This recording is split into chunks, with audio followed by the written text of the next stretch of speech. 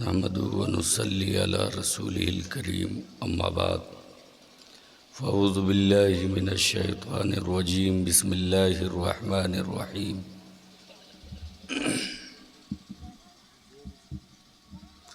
ذلك الكتاب لا ريب فيه صدق الله العظيم وصدق رسوله النبي الأمين المتين الكريم ونحن على ذلك لمن الشاهدين والشاكرين والحمد لله رب العالمين غوث اعظم بمن بے سر و ساما مدد قبلہ دی مدد کعبہ ایما مدد قادریم نعرہ یا غوث اعظم میزنم دمز شیخ احمد رضا خان قطب عالم میزنم بلغ الولا بکمالہ کشف الدجا بجمالہ حسنت جمیع خصالہ صلو علیہ وآلہ۔ آئیے کچھ عرض و معروض سے قبل آقائے نامدار مدینے کے تاجدار صبح کائنات کے شمس الضحیٰ شام کائنات کے بدر الدجا جناب محمد عرابی روحی فدا صلی اللہ تعالی علیہ وسلم کے بارگاہ بے کس پناہ میں عقیدت و احترام کے ساتھ درود پاک کا تحفہ پیش کیجیے، پڑھیے بآواز بلند اللہم صلی علی سیدنا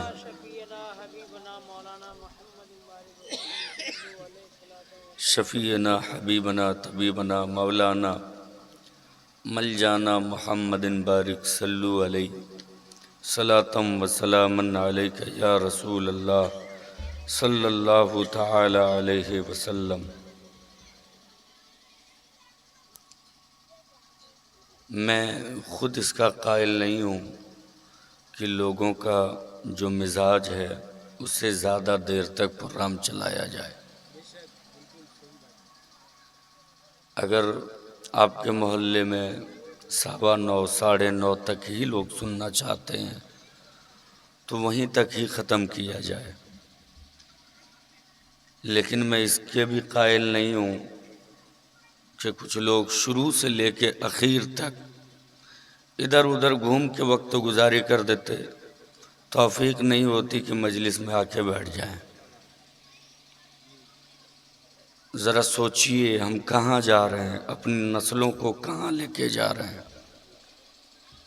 اس کا ایفیکٹ آنے والی نسلوں پہ پڑنے والا ہے، سیدھا اثر آپ کی اولادوں پہ پڑنے والا ہے۔ ایک بچہ کے لیے پہلی درسگاہ ماں کی کوکھ ہے، باپ کی گود ہے۔ اپنے باپ کو جیسا کرتا دیکھتا ہے بیٹا ویسے ہی کرتا ہے۔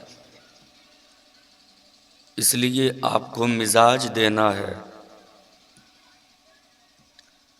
اگر آپ نے مزاج اچھا دیا تو رزلٹ بھی اچھا نکل کر آئے گا، آپ نے مزاج خراب دیا تو رزلٹ بھی خراب نکل کر آئے گا، یہ آپ پہ ڈیپینڈ کرتا ہے۔ اگر مجلس رسول کی اہمیت کو آپ نے نہ سمجھی، حضور کی مجلسوں میں آ کے احترام کے ساتھ کچھ دیر تک آپ دل جمعی کے ساتھ نہ بیٹھے تو اس کا اثر اتنا بھیانک پڑے گا کہ جب آپ کا گزر ہوگا، جب آپ کی روح قفس انصری سے پرواز کر جائے گی، آپ کی روح جسد خاکی سے پرواز کر جائے گی، اگر یہی مزاج آپ نے دیا، نہ سننے نہ سنانے، نہ دعا کرنے نہ کسی کے لیے دعا دینے کا، تو پھر آپ کی اولادیں آپ کے لیے ہاتھ اٹھا کر مغفرت کی دعا نہیں کرے گی۔ سن رہے ہیں آپ حضرات؟ اگر یہی مزاج آپ نے دیا تو آپ کی اولادیں آپ کے لیے مغفرت کی دعا نہیں کرے گی۔ یہ دنیا بڑی رنگین ہے، دنیا کی رنگینیوں میں آپ کی اولاد ڈوب جائے گی، اور دعا کے لیے لوگ علماء کو بلاتے، مدارس اسلامیہ کے طلباء کو بلاتے، خوب بلائیے، یہ معزز لوگ ہیں، ان کی دعا قبول ہوتی ہے۔ لیکن یہ ہر کوئی جانتے ہیں کہ جس درد کے ساتھ ایک بیٹا اپنے باپ کے لیے دعا کر سکتا، دوسرا کوئی نہیں کر سکتا۔ میں جس دل کے ساتھ اپنی ماں کے لیے دعا کر سکتا ہوں، دوسرا کوئی میری ماں کے لیے اس دل کے ساتھ دعا کر سکتا ہے کیا؟ نہیں کر سکتا ہے۔ اس درد کے ساتھ کوئی دوسرا کر ہی نہیں سکتا ہے جس درد کے ساتھ ایک بیٹا اپنی باپ کے لیے، اپنی ماں کے لیے دعا کرتا ہے۔ تو آپ جیسا مزاج دیں گے ویسے ہی رزلٹ آپ کو ملنے والا ہے۔ کہتے ہیں کہ 9 بجنے کے بعد بڑی بھوک لگ جاتی ہے، بچے سونے لگتے ہیں، چھوٹے چھوٹے بچے ہیں، میلاد خانی کی مجلس میں آ کے یہ ساری باتیں نظر آ جاتی ہیں۔ جب بارات نکلتے ہیں 10 بجے سے پہلے کوئی باراتی نہیں نکلتی، 11 بجے لوگ اپنے گھر سے نکلتے ترم خاں کے طرح۔ اس وقت بچے بھوکے نہیں مرتے ہیں، اس وقت بزرگوں کا پیٹ بھوک سے نہیں ادھر سے ادھر ہوتا ہے، اس وقت کوئی ضعیف العمر کا خیال نہیں رکھتا ہے۔ ذرا دیکھیے ہم جا کہاں رہے ہیں، دراصل بھوک نہیں لگی ہوتی، مجلس رسول میں دراصل یہ ہے کہ دل نہیں لگتا۔ حقیقت یہ ہے کہ حضور کی مجلس میں دل نہیں لگتا، حضور کی مجلس میں آپ کا دل نہیں لگ رہا۔ کل قیامت کے دن جیسے آپ نے آج حضور کا ذکر نہیں سنا، کل قیامت کے دن کہیں حضور نے آپ کے جانب کرم کی نظر سے نہ دیکھا تب کیا حال ہوگا؟ اس لیے میرے ملت کے نوجوانوں، سوچنے سنبھلنے کا وقت ہے، اپنی آنے والی نسلوں کو مزاج دینے کا وقت ہے کہ ہم حضور سے بے پناہ پیار کرتے ہیں، حضور سے بے پناہ عقیدت رکھتے ہیں۔ یہ جو مجلسیں سجتی ہیں حضور کے نام کی، یہ جو سجاتے اس کی مجلس نہیں ہوتی، یہ حضور کی مجلس ہوتی ہے۔ اور جہاں حضور کی بات آتی ہم اپنا سب کچھ سرنڈر کر دیتے ہیں، ہم اپنا سب کچھ سرنڈر کر دیتے ہیں۔ یہ سانسیں ہیں تو حضور کے لیے ہے، یہ زندگی ہے تو حضور کے لیے ہے، یہ جسم ہے تو حضور کے لیے ہے، توانائی ہے تو حضور کے لیے ہے، آنکھیں ہیں بینائی ہے تو حضور کے لیے ہے، ہاتھ ہے جسم ہے طاقت ہے حضور کے لیے ہے۔ حقیقت تو یہ ہے کہ ہم مومن ہیں، ہمارا وجود ہی حضور کے لیے ہے، ہمارا وجود ہی حضور کے لیے ہے۔ بس حضور کا نام آ جائے ہم اپنی ذات کو قربان کرنے کو تیار ہوتے ہیں، حضور کا نام آ جائے ہم اپنے آپ کو نچھاور کرنے کو تیار ہوتے ہیں۔ یہ محبت، یہ پیار، یہ لہجہ آپ اپنی اولادوں کو سکھائیں، اس لیے کہ کائنات میں کوئی کسی کو اتنا پیار دے ہی نہیں سکتا ہے جتنا پیار حضور اپنے غلاموں کو دیا کرتے ہیں، جتنی محبت مدینے والے آقا اپنے غلاموں کو دیا کرتے ہیں۔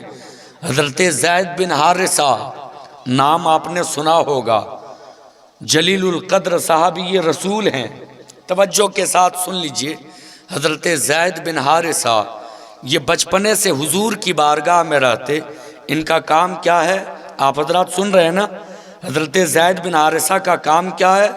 حضور کے وضو کے لیے پانی پیش کرتے، حضور کے غسل کے لیے پانی پیش کرتے، کبھی حضور کے حکم پہ گھر میں جاروب کشی کرتے، جھاڑو لگاتے، یعنی حضور کے گھر میں حضور کی غلامی کرتے۔ کون؟ حضرت زید بن حارثہ۔ یہ بچپنے سے غلام نہ تھے، ان کے والد ایک بڑے رئیس تھے، بڑے کبیر تھے، بہت مالدار تھے۔ آج جب ہم سفر کرتے ہیں، اگر دلی کا سفر کرنا ہوا تو جو ٹرین دلی جاتی ہے اسی میں ہم بیٹھتے ہیں نا، جو ٹرین دلی جاتی اسی میں ہم بیٹھتے ہیں نا۔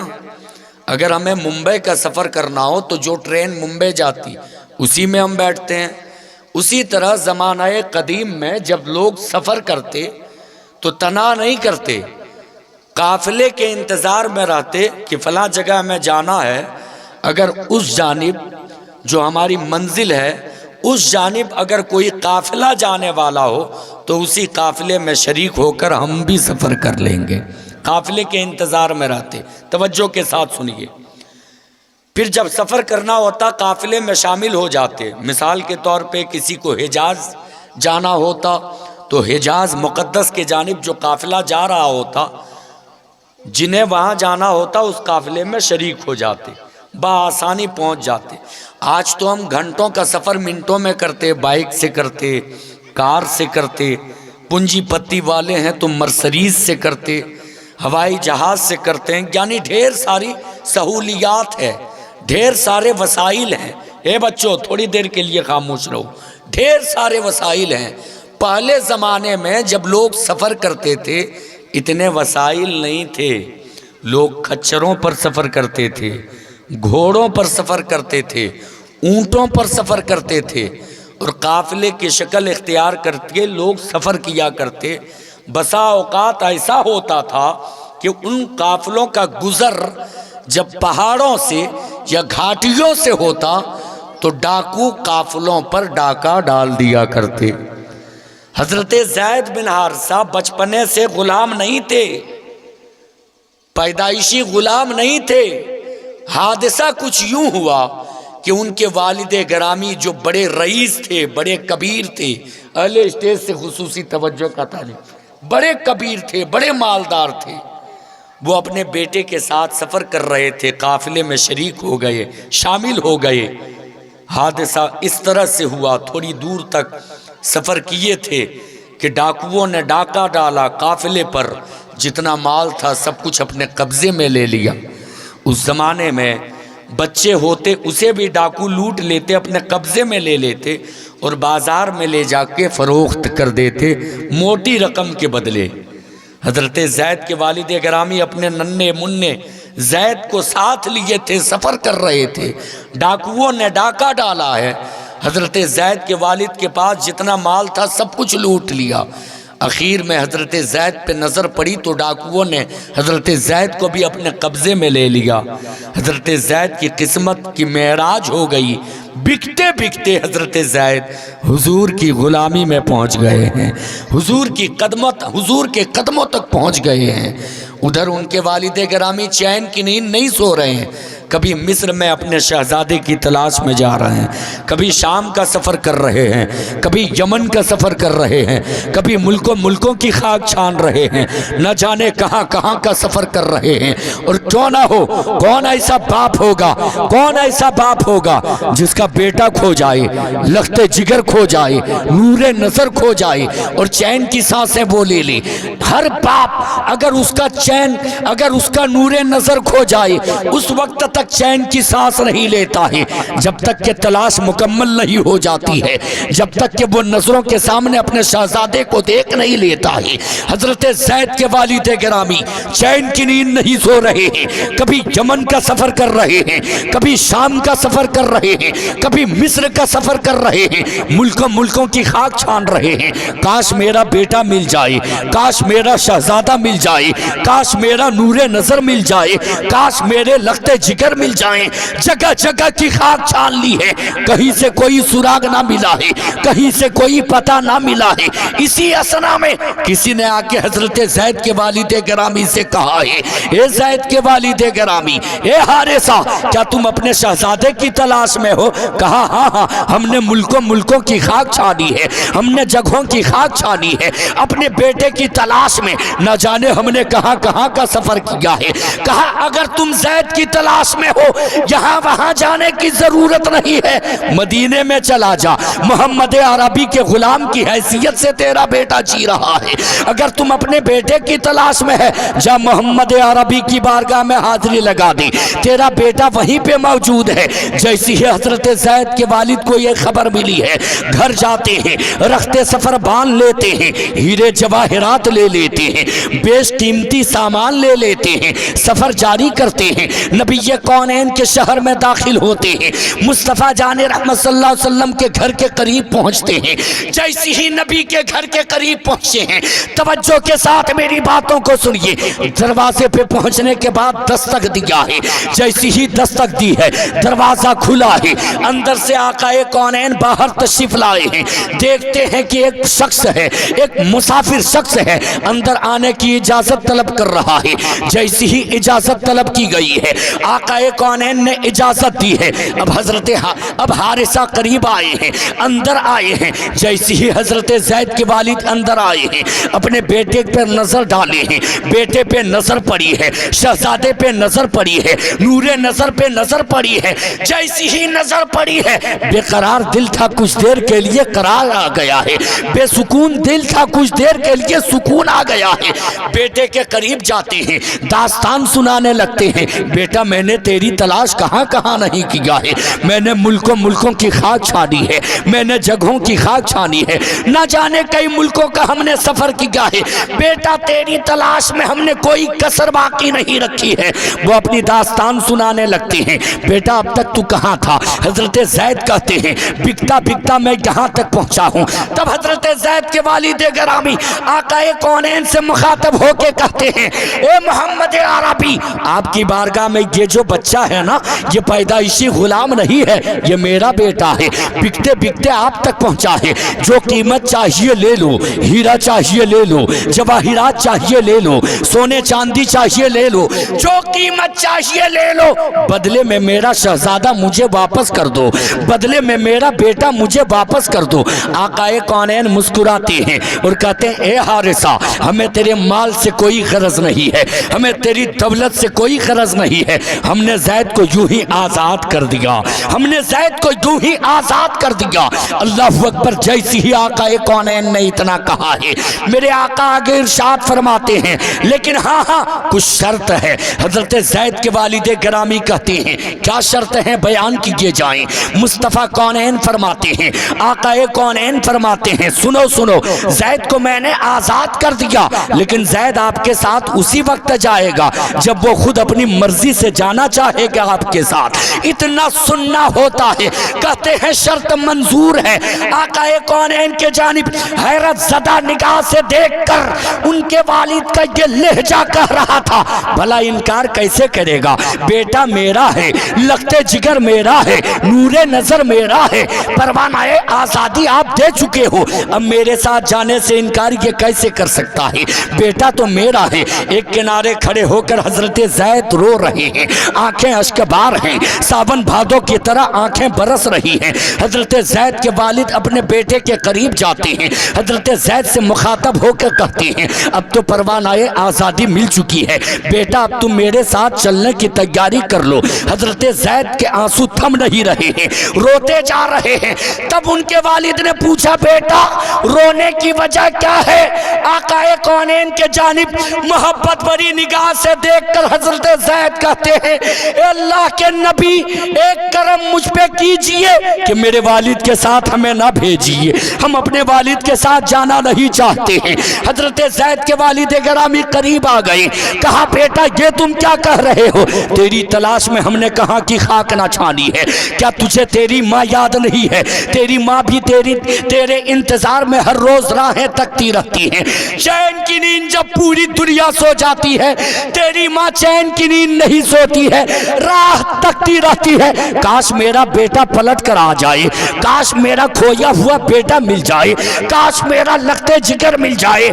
جیسی ہی اتنا کہا ہے حضرت زید کے والد نے, حضرت زید کہتے ہیں ابا حضور ہمیں اپنی ماں بھی یاد ہے, ماں کا پیار بھی یاد ہے, آپ کی محبت بھی یاد ہے, لیکن رب کعبہ کی قسم جو محبت مجھے محمد نے دی ہے نہ تو دے سکا ہے نہ ماں دے سکی ہے.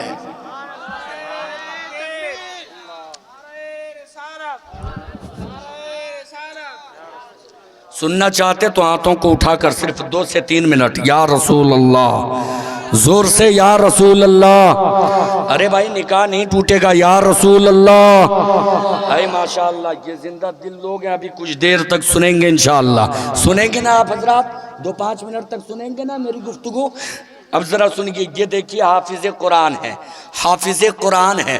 آج پہلے ان علاقوں میں لوگ اپنے بچوں کو کثرت سے مدارس اسلامیہ میں بھیجتے تھے, کثرت سے بھیجتے تھے, حفظ قرآن کے لیے بھیجتے تھے, حفظ قرآن کے لیے بھیجتے تھے, قرآن کی تعلیم لینے بھیجتے تھے, حدیث مصطفیٰ کی تعلیم کے حصول کے لیے بھیجتے تھے. مصطفیٰ جان رحمت صلی اللہ تعالی علیہ وسلم نے آج سے غالباً 1450 سال پہلے امت مسلمہ کے کامرانی کے لیے جو پیغامات دیے ہیں, ان پیغامات کو سننے اور سمجھنے کے لیے مدارس اسلامیہ میں لوگ اپنے بچوں کو بھیجتے تھے. لیکن آج لوگ مدرسے کے بچوں کو حقارت کی نظر سے دیکھنے لگے ہیں. کیا سوچ کر؟ یہ سوچ کر کہ یہ تو 5-7 ہزار روپیہ ماہانہ کمانے والے لوگ ہیں, ان کی حیثیت کیا ہے, ان کی حیثیت کیا ہے؟ یہ تو زیادہ سے زیادہ حافظ بن جانے کے بعد, قاری بن جانے کے بعد, عالم بن جانے کے بعد 5,000 7,000 یا 10,000 روپیہ ماہانہ کمائیں گے. 8 سال مدرسے میں رہنے کے بعد, 10 سال مدرسے میں رہنے کے بعد جب عالمیت مکمل ہو جائے گی, جب فضیلت کی دستار بندی علماء کے ہاتھوں ان کے سر پہ باندھی جائے گی, اس کے بعد یہ 5-7 ہزار روپیہ ماہانہ کمائیں گے. ان کی حیثیت کیا ہے, ان کی اوقات کیا ہے؟ اس لیے آج لوگ مدارس اسلامیہ میں اپنے بچوں کو نہیں بھیجنے لگے. پہلی شکایت تو یہ کہ آپ حافظ قرآن کو اس نظریے سے کیوں دیکھتے ہیں؟ حافظ قرآن کو آپ جی بھر کے دیتے کیوں نہیں ہیں؟ حافظ قرآن کو آپ جی بھر کے نوازتے کیوں نہیں ہیں؟ اپنے ائمہ کا آپ خیال کیوں نہیں کرتے ہیں؟ آپ کے بیٹے کو کوئی کہے کہ 5,000 روپیہ ماہانہ دیں گے, آپ اپنے بیٹے کو اس کے ساتھ بھیجنے پہ راضی نہیں ہوں گے. 10,000 روپے ماہانہ دیں گے, آپ اپنے شہزادے کو اس کے ساتھ بھیجنے کو راضی نہیں ہوں گے. پھر آپ اس وقت راضی کیسے ہوتے ہیں جب کمیٹی کے لوگ یہ فیصلہ لیتے ہیں کہ ایک امام کی تنخواہ 7,000 ہوگی, ایک امام کی تنخواہ 8,000 ہوگی, ایک امام کی تنخواہ 10,000 ہوگی. میں 1,000 میں مقید نہیں کرنا چاہتا, میں آپ سے اتنا کہنا چاہتا ہوں, اگر اللہ نے سینہ دیا ہے, سینے میں دل دیا ہے, اور اس دل میں اسلام کے لیے درد دیا ہے, تو 1,000 مت دیکھو, زمانے کے ضرورت کا خیال کرتے ہوئے کہ حافظ قرآن ہے, عالم دین ہے, جن کے پیچھے 5 وقت ہم نماز پڑھتے ہیں, ان کا بھی بال بچہ ہے, ان کے اوپر بھی ڈھیر ساری ذمہ داریاں ہیں. اس لیے 10,000 میں جب ہمارے بچے کی پرورش نہیں ہوگی, ہمارا بچہ اپنی زندگی نہیں جی پائے گا, وہ اپنی اولادوں کی پرورش نہیں کر پائے گا. یہ مولانا 10,000 میں اپنے بچوں کی پرورش کیسے کرے گا؟ 5,000 میں اپنے بچوں کی پرورش کیسے کرے گا؟ 8,000 میں اپنے گھر کی کفالت کیسے کرے گا؟ بچوں کی کفالت کی ذمہ داری کیسے لے گا؟ جب آپ کے اندر اتنا احساس آ جائے گا, پھر زمانے کے تقاضے پہ کھڑا اترتے ہوئے امام کی تنخواہ آپ معین کریں گے, جی بھر کے نوازیں گے. جب عالم ملیں گے, امام ملیں گے, مصافحہ کریں گے, سلام و دعا دیں گے, نذرانہ پیش کریں گے, جب محبت بری نگاہ سے اپنی ائمہ کے جانب دیکھیں گے, علماء کے جانب دیکھیں گے, حفاظ کے جانب دیکھیں گے, ان کی ضرورتوں کا خیال کریں گے, تو معاشرے میں ایسا انقلاب آئے گا کہ جو لوگ اپنے بچوں کو مدارس میں نہیں بھیجتے ہیں, وہ اماموں کی عزت کو دیکھ کر یہ کہنے پر مجبور ہو جائیں گے کہ ڈھیر ساری دولت چاہیے ہے تو جو چاہو بنا لو, لیکن دنیا بھر کی عزت چاہیے ہے تو اپنے بیٹوں کو حافظ قرآن بنا دو, اپنے بیٹوں کو عالم دین بنا دو. یہ مزاج دینا یہ کن کی ذمہ داری ہے؟ یہ آپ کی ذمہ داری ہے, یہ ہماری ذمہ داری ہے, یہ امت مسلمہ کی ذمہ داری ہے. اپنے شہزادوں کو آپ قرآن پڑھاتے نہیں ہو, اپنے شہزادوں کو آپ حصول علم کے لیے مدارس اسلامیہ میں بھیجتے نہیں ہو. ذرا توجہ کے ساتھ میری باتوں کو صرف 1 منٹ میں سنیے. آپ کا شہزادہ تو آپ کا نور نظر ہے, جیسی اس کی عمر 5 سال کی ہوئی ہے آپ کہتے ہیں میرا بیٹا سب سے بہتر ہے, جب اس کی عمر 7 سال کی ہوتی ہے۔ آپ کسی کے جانب مخاطب ہو کے کہتے وہ دیکھ میرا بیٹا ہے، محلے میں سب سے بہتر ہے، وہی بیٹا آپ کا جب 10 سال کا ہوتا ہے تب بھی آپ کی نظروں میں سب سے بہتر ہوتا ہے، جب 15 سال کا ہوتا ہے 10-20 جوانوں کے بیچ ہوتا ہے آپ کہتے وہ دیکھ یہ میرا بیٹا ہے، تمام بچوں میں سب سے بہتر ہے، لیکن وہی بیٹا جب 25 سال کا ہو جاتا ہے آپ کی اپنے باپ کے سامنے باپ بننے کی کوشش کرنے لگتا ہے، پھر آپ شکایت کرتے ہو گاؤں کے چودھری کے پاس جا کے، اپنے عالم کے پاس جا کے شکایت کرتے ہو میرا بیٹا میری بات نہیں ماننے لگا ہے، کیوں کیا ہو گیا؟ 5 سال کا تھا تو آپ کہتے تھے سب سے بہتر ہے، 10 سال کا تھا آپ کہتے تھے سب سے بہتر ہے، 15 سال کا تھا آپ کہتے تھے سب سے بہتر ہے، اب 25 سال کا ہو گیا ہے آپ کے سامنے باپ بننے کی کوشش کرنے لگا ہے، آپ ہی کو درس دینے لگا ہے، آپ کے دل کو ٹھیس پہنچانے لگا ہے، تو آپ کہنے لگے کہ اب ہماری نظر میں وہ بہتر نہیں رہا ہے۔ میرے ملت کے نوجوانوں یہ دیکھنے کی نوبت ہی نہیں آتی اگر صرف اپنے اعتبار سے آپ اسے بہتر نہ سمجھتے بلکہ اسلام کے اعتبار سے اسے بہتر سمجھے ہوتے، اسلامی نقطۂ نظر سے اسے بہتر بنانے کی کوشش کیے ہوتی، تو جب وہ 2 سال کا تھا تب بھی بہتر ہوتا، 5 سال کا تھا تب بھی بہتر ہوتا، 10 سال کا تھا تب بھی بہتر ہوتا، 15 سال کا تھا تب بھی بہتر ہوتا، 25 سال کا ہوتا تب بھی بہتر ہوتا۔ اسلام کے نقطۂ نظر سے بہتر کون ہے؟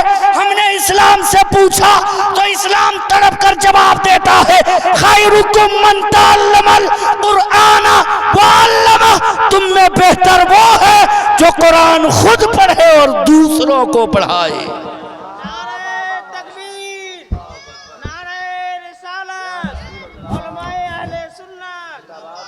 اس لیے اپنے شہزادوں کو آپ اسلام کے نقطۂ نظر سے بہتر بنانے کی کوشش کرو، جب آپ اسلام کے نقطۂ نظر سے بہتر بناؤ گے تو آپ کو قرآن پڑھانا ہوگا اپنے بچوں کو، جب آپ اپنے بچوں کو قرآن پڑھاؤ گے، اصول دین سمجھاؤ گے، قانون اسلام سمجھانے کی کوشش کرو گے، تو جس طرح سے بچپنے میں 2-5 سال کی عمر میں وہ آپ کو بہتر لگتا ہے، وہ آپ کی نظروں کے سامنے جب تک رہے گا وہ کبھی آپ کے سامنے آپ کا باپ بننے کی کوشش نہیں کرے گا، بے ادبی نہیں کرے گا، گستاخی نہیں کرے گا، آپ کے ساتھ ادب کا معاملہ کرے گا، آپ کے سامنے ادب سے پیش آئے گا، اس لیے کہ ایک حافظ، ایک قاری، ایک عالم یہ جان رہا ہوتا ہے کہ باپ کے سامنے میں باپ بننے کی کوشش کیسے کر سکتا ہوں۔ یہ وہی ہیں جن کو حضور نے جنت کا دروازہ بتایا ہے، یہ میرے باپ ہیں، ماں کے سامنے وہ زبان درازی کیسے کر سکتا ہے؟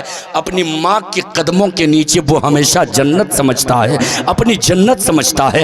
اس لیے آپ اپنی اولادوں کو قرآن کی تعلیم دو، اصول اسلام کو سمجھاؤ، قانون اسلام کو پڑھاؤ، تاکہ آپ کے سامنے کبھی بے ادب کی حیثیت سے نہ آئے، جب بھی آپ کے سامنے آئے غلام رسول کی حیثیت سے۔